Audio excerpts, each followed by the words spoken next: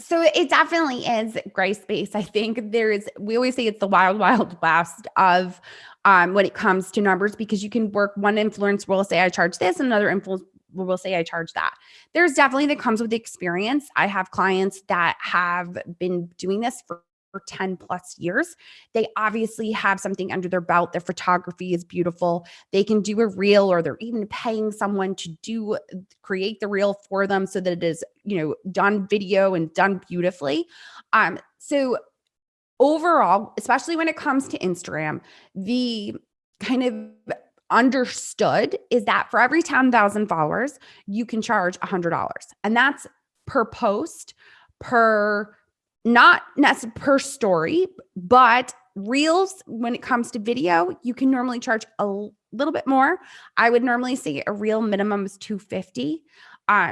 Just because it's video, it's more content, and it's going to get seen a lot more, especially if you're looking at your insights.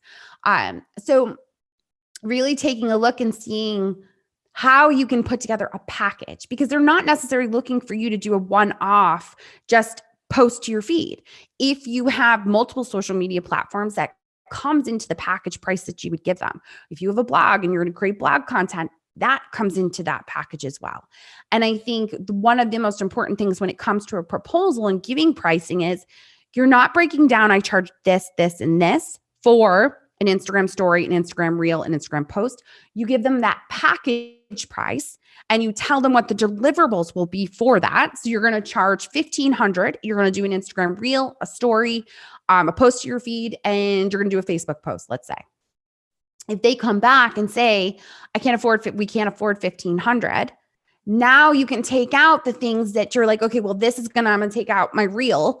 And now I'm going to charge you $1,000 for that, or whatever it might be, so that you still have room and the ability to negotiate without them penny pinching you.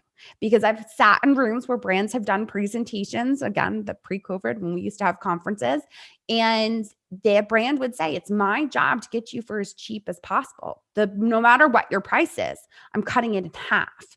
So know that, put together that package so that when they come to you and they take that $1,500 and they cut it to $750, now you can take out a larger chunk of what you were going to do.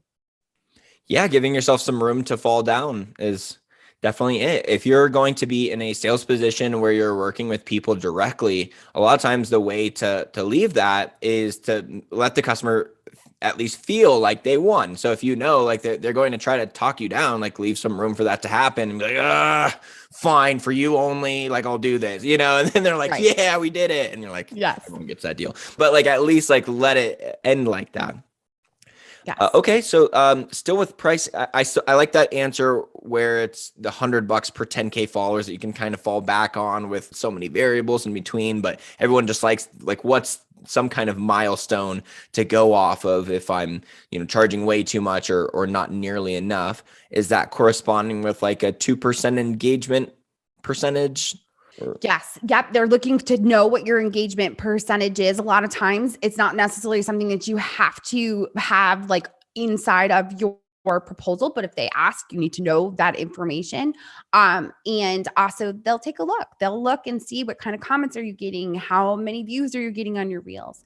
So definitely knowing your information, your stats, your insights, for whether it's within social media or even your blog, as far as page views, things of that nature, going to be important for sure.